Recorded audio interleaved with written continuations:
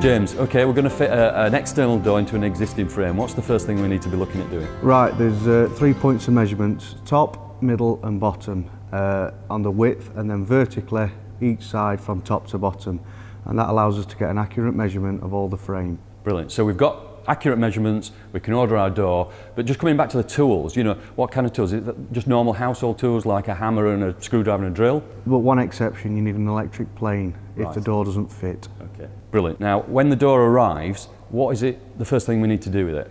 Right, offer the door up to the frame, the 2-man lift, and then if it doesn't fit, mark round exactly where it doesn't fit, pull the door away, and then you can see exactly where you need to plane. Brilliant. So we know where we're going to cut off or get rid of the excess on the door.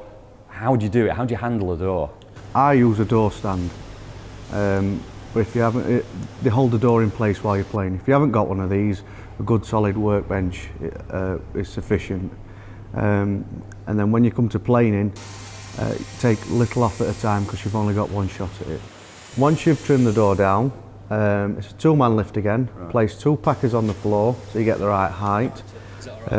Offer the door up, mark your hinges off. Once you've marked your hinges, take your door out, get your hinge, place it on the door, mark round the hinge, making sure the shoulders of the hinge is in line with the edge of the door.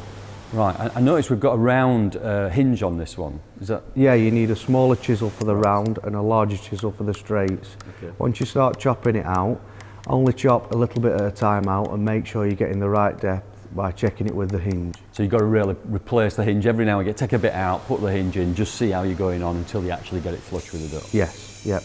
We've got the hinges into the door now. Do we have to bring it back to the aperture? Yeah, offer the hinges up back to the frame, Right. screw it into place so the door's swinging. Right, so why are we putting it back in? So then when you mark on for your lock, it's accurate. Ah, right, so I see. So you're getting a more accurate where you're marking up against your key. Yes, yep. Brilliant. So, Right, then take the door back out, either place it on your stand or your workbench. right. Get the faceplate of the lock, go around the faceplate so you know exactly where the lock's going to be. Right, okay.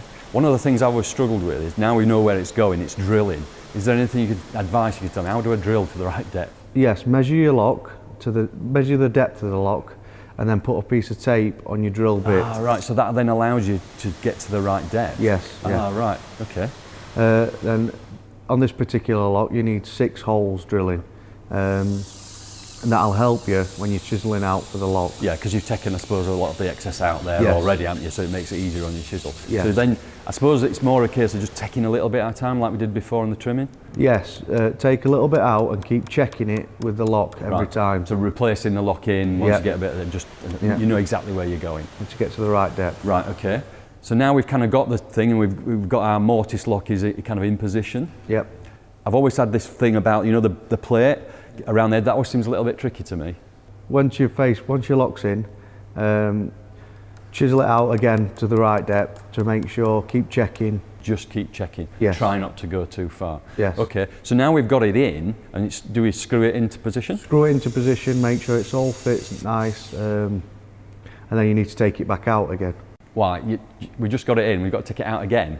Yep, and then you've got to measure down for your spindles and your keyhole. Oh, I see. Yeah, so you're measuring against the mortise lock itself to understand where the spindle is going to go through Yes. for the handle. Yes. Then once you've done that, put your marks on your door and then drill through the face of the door. And that's making sure that the lock's not in at that point. Yes. Drill through it, and then I'm assuming then you replace the lock and screw it Yes. tight. Yes. So the last thing we've got to do, James? Is place a spindle through the lock, place the handles on the door and screw the handles on. I suppose when we put the handles on, we're just going to make sure they're nice and straight. Yes. Not crooked. Yep. Drill them in, screw them home. Yes. Fantastic. So now we've got all that done, is it a simple case of bringing the door back to our frame? Yep, bring the door back to the frame, Yep. screw the hinges on, and then the door is finished. We've done it. Yes. Fantastic. One thing to remember is once you've finished fitting the door, you need to seal the faces and all the edges. Of course, you need to make it weatherproof. Yes.